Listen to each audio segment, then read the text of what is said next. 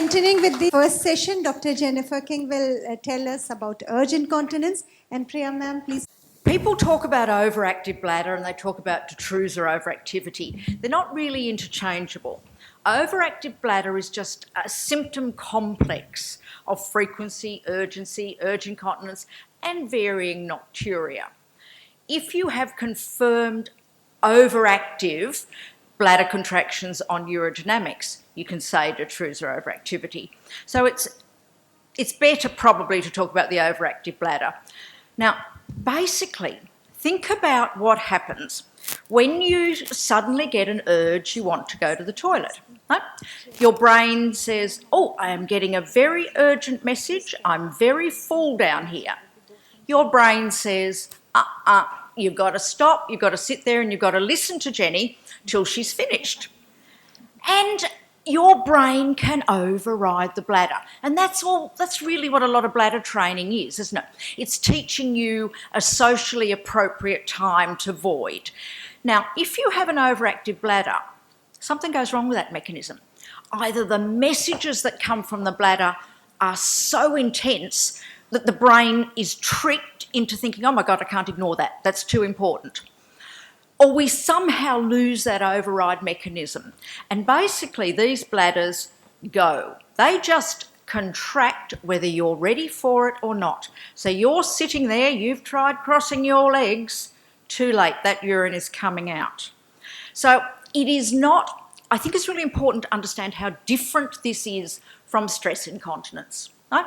Stress incontinence, if you've got a cold, you're going to leak a bit more because you're coughing more and you put on a pad and you get on with it, okay? It will then go away. Overactive bladders are unpredictable. They're hugely variable, which is so frustrating. If you knew what would be a good day and a bad day, you could manage, but they're very variable. And it can be quite large volume incontinence too. If you look at those bottles, they hold 600 mils. So if your bladder decides to leak 200 mils, it's soaked through your clothes and onto that chair, okay? We are not talking trivial incontinence. So you can see what an impact this has on people. Interestingly, it happens in men, it does occur in men, and it does occur in children. Men at least have a longer urethra, so a bit more resistance to leakage, and then eventually they'll get a bit of prostatic hypertrophy. So again, they won't leak quite as easily, but it does happen in everyone. It is more common in the elderly, and we think there's a whole lot of pathological processes that go with that. But it's also because whatever was going on all your life, as your urethra gets older and less resistance, you will leak more easily. So these patients will come to you and they'll go, I've got to go all the time. When I have to go, I can't stop, it doesn't matter where I am, it doesn't matter what's happening, I have to go.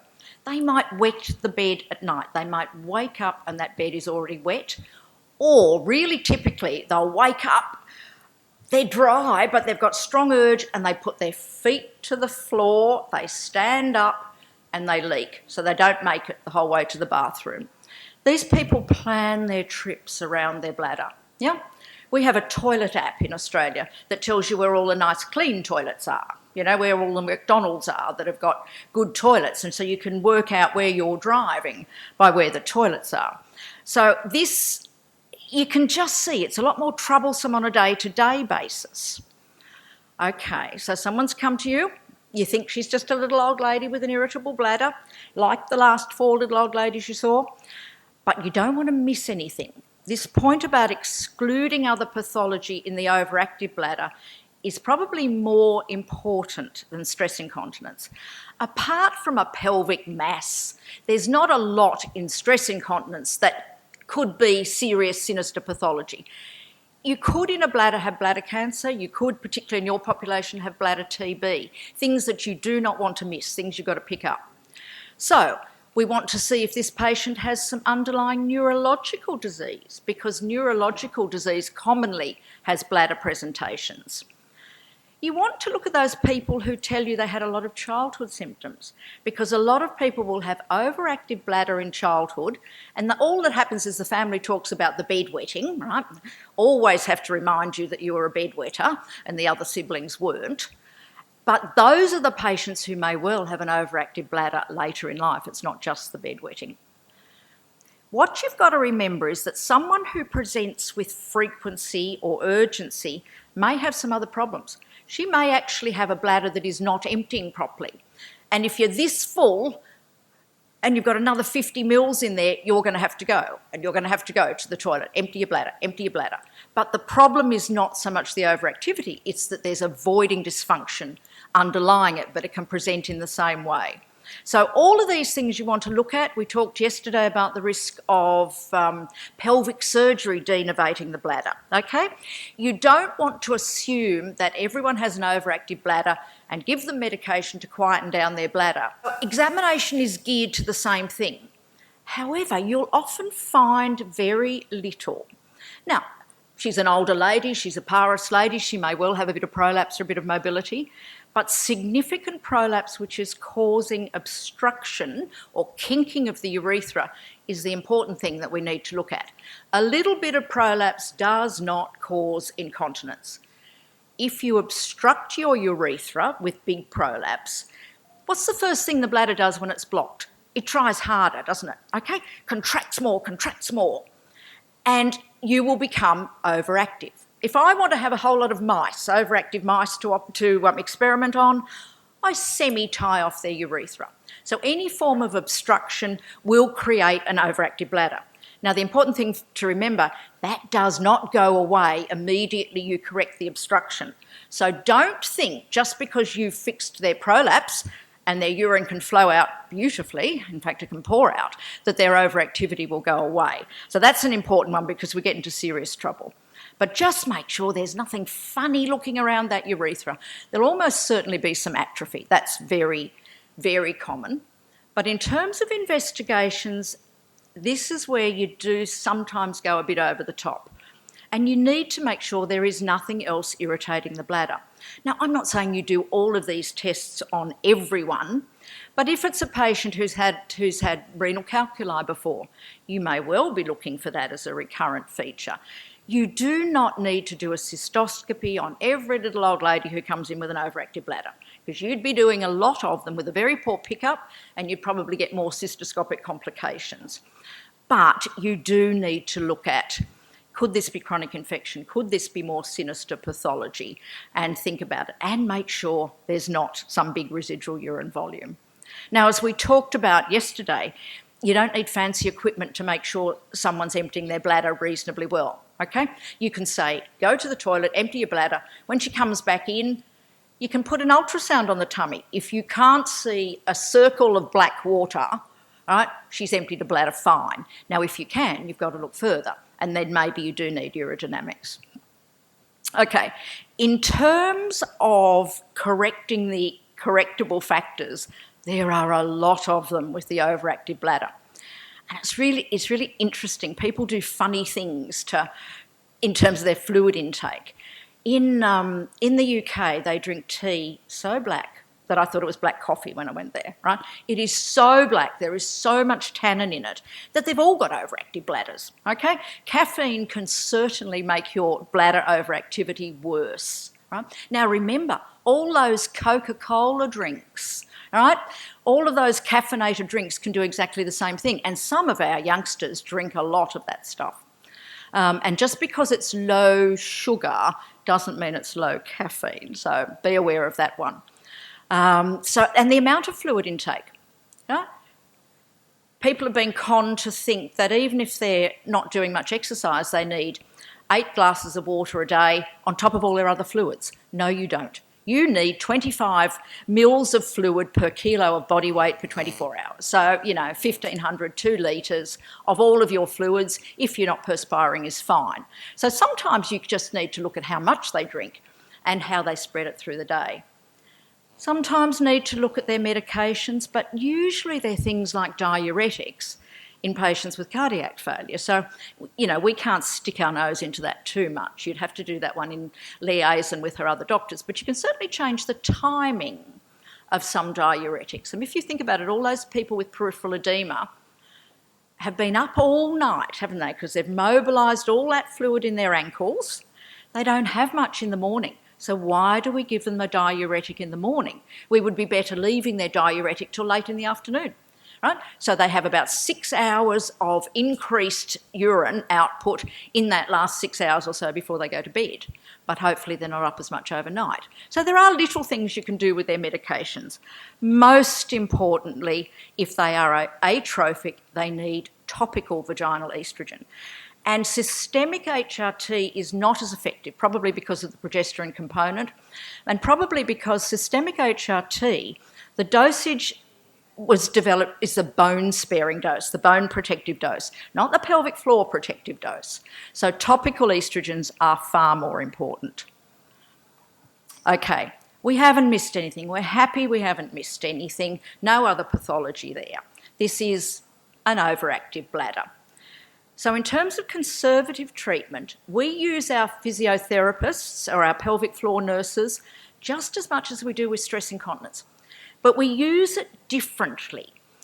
Yes, you have to use your pelvic floor muscles, but we're not just trying to hold in the urine, right? We're not trying to squeeze so hard that the urine won't come out when the bladder contracts.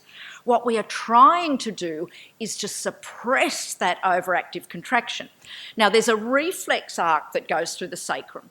If you contract your pelvic floor muscles, if you cross your legs, if you see those little girls who squat down, I'm too old, but they squat down on their ankle and they rock backwards and forwards, pressing their ankle into their perineum. It's called Vincent's curtsy. That is pressure on the perineum, and that will dampen down that pelvic floor contraction. Now, we can't all go out holding our vulvas in public, but you can do things like sit on an armchair, right, on the corner of the armchair, until that contraction eases. Then you can go to the toilet. You might even say, I'm going to wait for the next contraction before I go to the toilet. And that's what bladder retraining is. It's getting back some of that control on the volume that you void at and the intensity of the contraction that you void at. You can't do it on your own. You need your bladder trainer very much. It takes months, and unfortunately there are real ups and downs as well. You get good and bad days and you just want to give up. You've had enough. Then we would look at medications, and if someone was very, very bad, we would look at medications. Now, I know you're all aware of these. We don't have any great bladder drug with no complications. We have all of the anticholinergics have varying degrees of dry mouth, constipation. Some cognitive impairment is an issue. Now, we used to think that anticholinergic delirium would go away if you stopped your anticholinergics. There is some evidence that the impact remains, so you have to think about it.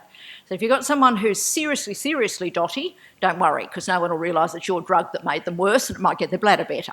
But if you have someone older but no real cognitive issues, you've seriously got to think twice about some of the anticholinergics.